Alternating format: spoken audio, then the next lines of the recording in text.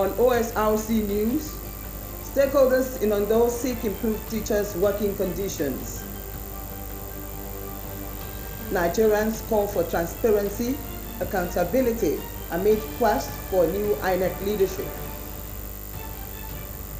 Senate to debate motion on justice, accountability for victims of violence. And from the foreign scene, India's pharmaceutical industry faces scrutiny as contaminated cough syrup kills dozens of children.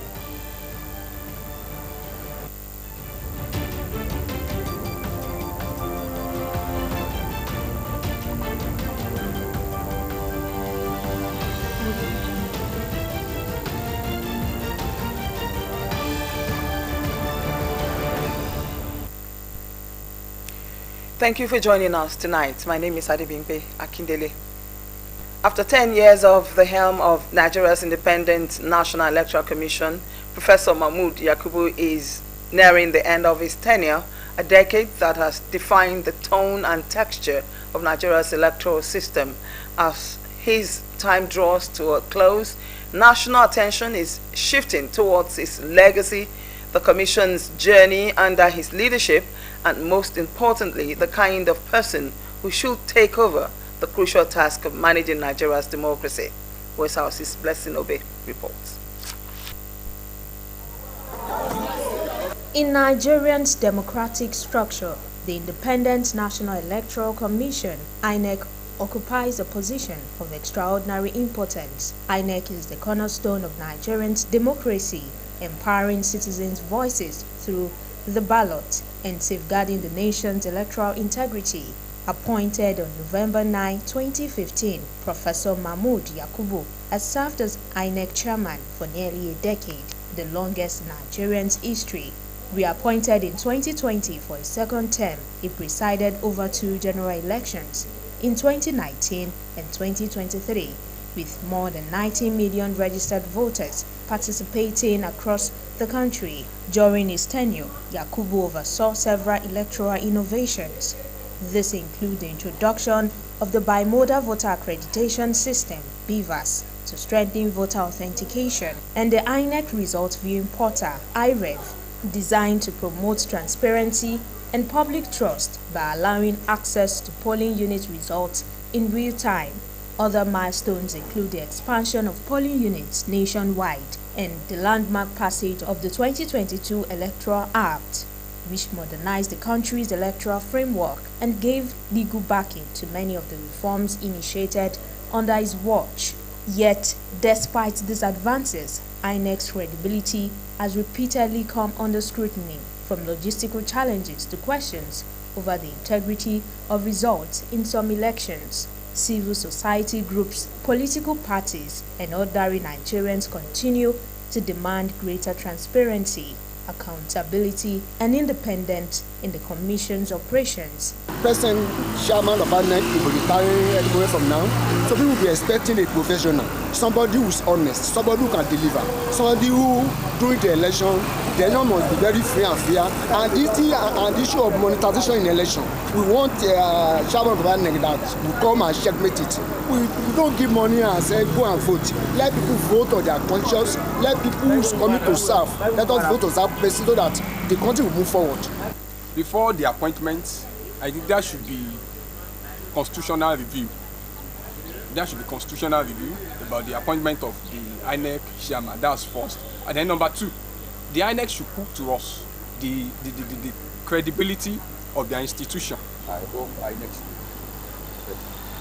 I know if INEC should be better when on their election, most of what is happening in Nigeria is election. It's not election, it's election. But we expect normal election to happen and that where there is IREF to work, we should allow IREF to work. Public voices calling for reforms, restoration of trust in INEC. As Professor Yakubu's tenure winds down, many Nigerians insist that the appointment of his successor must not be treated as routine bureaucracy, but as a decision that will make or mar Nigerians' democratic progress. Calls for a credible, non-partisan, and courageous leader to steer INEC The nation now stands at a critical point where the next INEC chairman must rebuild public confidence, strengthen institutional integrity, and ensure that every vote truly counts. As the curtain falls on Professor Mahmood Yakubu's era, Nigerians are watching, hoping that the next chapter of INEC's story will bring elections that are not only free and fair, but genuinely reflect the will of the people. Blessing Obe, Osrc News. Vice President Kashim Shettima has called for collective efforts to support investors for economic growth across the nation. The Vice President stated this when he declared open the 31st Economic Summit in Abuja. He called on labor unions to be investors-friendly as the President Tinubu administration will initiate policies to attract investors. The First Lady Oluremi Tinubu has called on women in the country to prioritize their health by undergoing regular medical checkups and screenings. In her message as part of activities marking the 2025 Breast Cancer Awareness Month in Abuja, she urged women to make their well-being a personal and national priority and further encourage them to support one another and raise awareness within their communities throughout the Awareness Month. October is globally recognized as Breast Cancer Awareness Month, a period dedicated to increasing public understanding of the disease, mobilizing support for research into its causes, prevention, diagnosis, treatment, and care. Now moving to the National Assembly, the Senate is set to debate a motion seeking justice and accountability for victims of violent crimes, irrespective of religious beliefs. The motion, sponsored by Senators Ali Ndume, APC, Borno, Sani Musa, APC, Niger, Wamako, APC, Sokoto, and Ibrahim Boma, APC, Yobe, is a response to statements by American political commentator and television host Bill Maher, who alleged that terror groups were committing a genocidal war against Nigerian Christians. The sponsors are urging the Senate to call on the federal government to ensure justice, accountability for all victims of violent attacks, whether Christian or Muslim or otherwise, to address impunity and rebuild public confidence in state institutions. A draft of the motion stated that violence has affected Nigerians across all faiths. They argued that framing the crisis solely as a religious issue risks inflaming sectarian divisions, misguiding international policy, and undermining national unity. We'll take a break now. When we come back, stakeholders advocate better working conditions for teachers, plus more. That's when we return.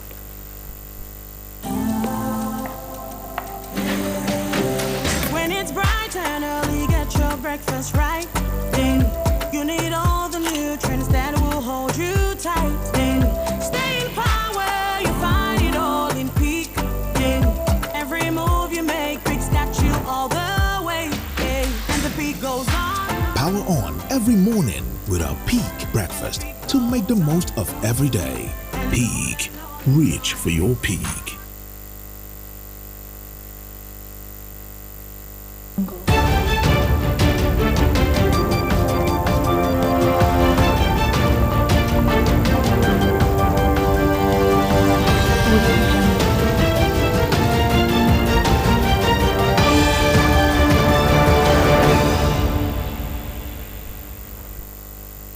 Welcome back. For feedback and comments, you can watch us live on our website www.osrc.ng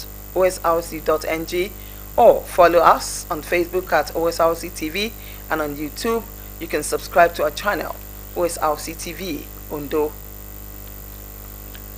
Now to the rest of the news. Motorists plying the Ilesha-Akure Expressway are advised to note that a section of the highway will be closed for 5 days to allow for the casting and placement of pre-stressed beams on the ongoing Onyari-Bulem-Shagari flyover project. According to a statement, the closure will take effect from Tuesday, October 7 to Saturday, October 11. Authorities have assured that adequate arrangements are being made for traffic diversion during the exercise. Motorists coming from the roadblock intersection will be diverted through Obadeshida Road, while those from Agbogbo will be redirected through Fiwashaye Oba Adeshida Road. The management expressed regret over the temporary inconvenience the closure may cause, appealing for public patience and cooperation as efforts continue to improve road infrastructure in the area. Now moving to education, stakeholders have called on government at all levels to work towards improving the working conditions of teachers across the country to make the job easier and more attractive. Commemorating this year's World Teachers' Day, stakeholders underscored the need for collective efforts to transform the global education landscape with focus on professionalism. Joy Pius now completes the story.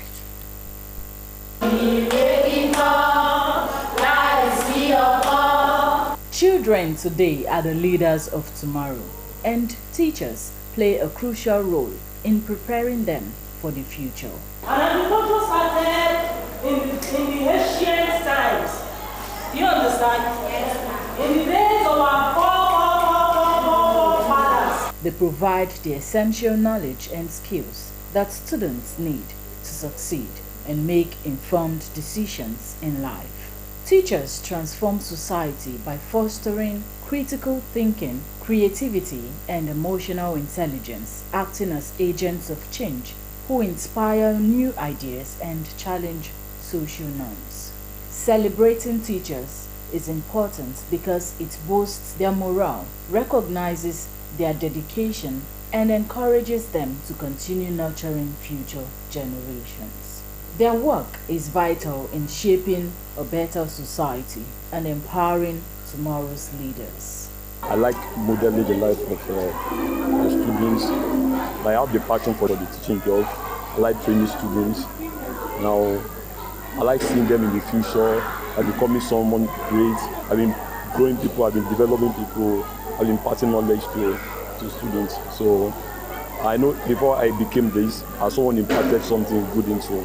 As the world marks Teachers' Day, educators and stakeholders are calling for a renewed emphasis on professionalism and increased government support at all levels to transform the education sector. It's not all about calling on government to do this, do that, but it's also for ourselves too, to actually examine ourselves, which area are we lacking.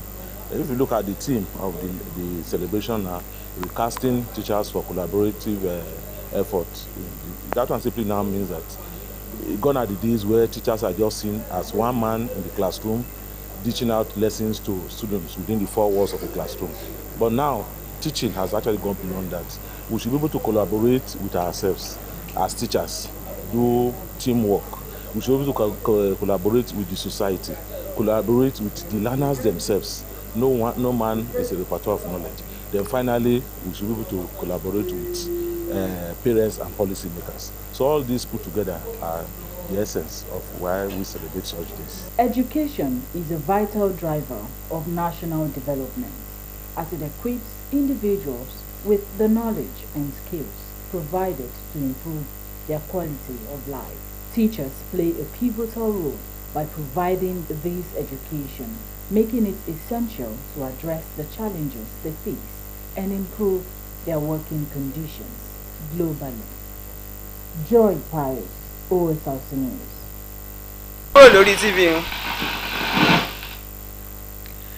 The importance of healthy living and self-care among the elderly, even from a young age, takes center stage as the world marked the 2025 United Nations International Day of Older Persons in Akure, the Ondo State capital. In Ondo State, national senior citizens joined the global observance with a call for better healthcare, inclusion, and respect for older persons. We'll bring you that report in the course of the bulletin.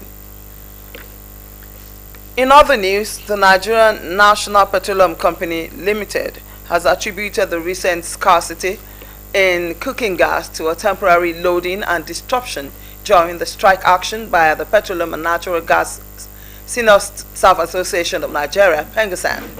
The Group Chief Executive of Nigerian National Petroleum Company Limited, Bayo Ojulari said the industrial action halted operations for several days and produced an artificial increase in prices. Ojulari, who accused the retailers of exploiting the shortfall to hike prices, assured Nigerians that as supply chain stabilize, the cooking gas price is expected to ease in coming weeks.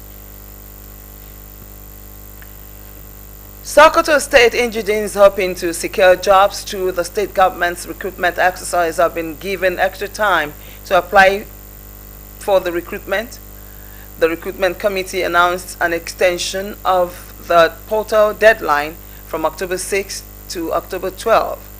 The move is aimed at giving more qualified candidates the chance to participate in the exercise and to make sure that no eligible applicant is left out. It also reminded applicants to use the official recruitment portal, as committee will not entertain anyone who does not apply through it.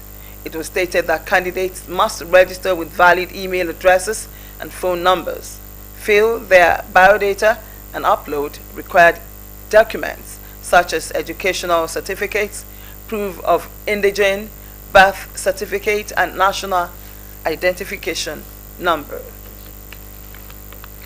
Moving to Latin America, thousands of people have packed Mexico City's main plaza to mark their president's first year in office. She has an 80% approval rating, the highest for any Mexican president.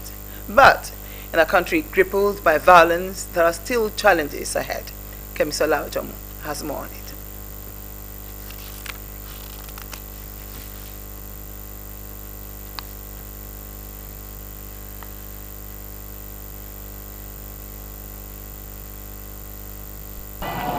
She wanted a party and she got it. Claudia Sheinbaum celebrating her first year in charge of Mexico, an historically high approval rating of almost 80%. Mexico's main plaza, the Zirculos, was full.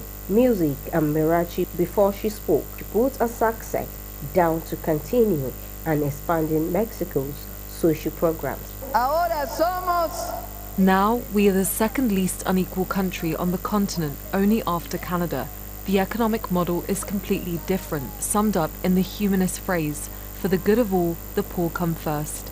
Poverty is down. Government aid, like pensions and free meals, have helped keep people like Ignatius and Roberto living on the outskirts of Mexico City afloat. Honestly, she has helped us a lot with our pension, and she increased it too. And also with the water trucks. When she came, she promised us that we wouldn't be left without water, and we haven't been. So for us, she's a person who has really delivered. 8 million people were pulled out of poverty between 2022 and 2024. Sheinbaum and her party, Morena, have carried on the trend. She has also so far been able to manage the demanding neighbor to the north, President Trump, and his threat of tariffs, and to send the U.S. military into Mexico. President of Mexico, wonderful woman. She's been able to deal with the Trump administration in a firm but deft way, sort of like pushing back against the more militaristic impulses of the Trump administration, while standing on her ground about what Mexico is willing to do. But it's not all good news. Mexico's murder rate has gone down, but cartels are still all powerful in some parts of the country. We've seen that criminal organizations have tightened their grip in the states and in the communities where they operate. The president has also sown seeds that might later reap a bitter harvest, especially pushing through the election of all the country's judges by popular vote, a move that has lowered the bar for judicial qualifications and seen sympathizers of Sheinbaum's party take up key positions. This is not just a popular president, but a powerful one. How she wields that power over the next 5 years of her term could be crucial in a country still only a quarter of a century into democracy. Kemisola Ojomu, Osrc News. And in the Asian continent, at least 14 children have died in central India after consuming a contaminated cough syrup. The medicine has now been banned in 3 states and an investigation is underway. India's pharmaceutical industry is facing increased scrutiny after multiple deadly incidents in recent years. Olaide Oguniyi has more. The body of a child who died from kidney failure after consuming cough syrup. Multiple children, many under the age of 5, have died in the central Indian state of Madhya Pradesh since August. They were all prescribed a medicine called cold read. My child caught a normal cold. We got him treated and administered all the medicines that were prescribed. When we saw no improvement, we brought him back to Dr. Soni. It was then when he prescribed this cauldron of syrup. We made our child take the syrup for 2 days and he started vomiting. We got him admitted to hospital and he underwent 6 to 7 rounds of dialysis, and less than 2 weeks later, our child died. The local health ministry says the cough syrup manufactured by Saransan Pharma was contaminated with dangerous levels of toxic chemical. The medicine was still being sold in pharmacies across Madhya Pradesh despite being banned in several other states. The lab reports point towards the fact that the element diethylene glycol was in the cough syrup in far higher quantities than the permissible limit, and therefore the children died. Diethylene glycol is a toxic solvent used in industrial products and can be fatal if ingested even in the smallest amount. Dr. Paivan Soni, who treated most of the children, is under investigation as Suran Pharmaceuticals, which manufactured the drugs, but outraged parents and local residents are demanding answers on how this was allowed in the first place. The Chief Minister is saying that the drug has now been banned. We asked the Chief Minister how this drug, which had already been banned in other states, was being sold in the pharmacies of Madhya Pradesh. Banning the drug is not the right action. He must tell us what action he's taken against any official. Where's the drug controller, who's responsible to monitor the medicines being sold in the district? Where is the health minister? India is the world's second largest producer of medication, and its products have come under scrutiny after multiple deadly incidents in the recent years. But many say there is still a lack of accountability and a calling for harsher measures. Olaide Oguniyi, Osrc News. Before we go tonight, we take another look at the major stories. We told you in the course of the bulletin that as the world marks Teachers' Day, education stakeholders are urging government at all levels to improve teachers' welfare and promote professionalism. You also heard that Nigerians have called for stronger transparency and independence in the INEC operation as the tenure of its chairman, Professor Mahmood Yakubu, terminates. You heard that the Senate is set to debate a motion seeking justice and accountability for victims of violent attacks, regardless of religious affiliations. Lawmakers say the move aims to address impunity and promote national unity amid rising concerns about sectarian narratives. And from the foreign scene, you heard that at least 14 children in India have died after consuming a contaminated cough syrup, prompting investigations and a ban of the medicine across the 3 states. That's the news tonight. Thank you for watching. My name is Adebimpe Akindele. Good evening.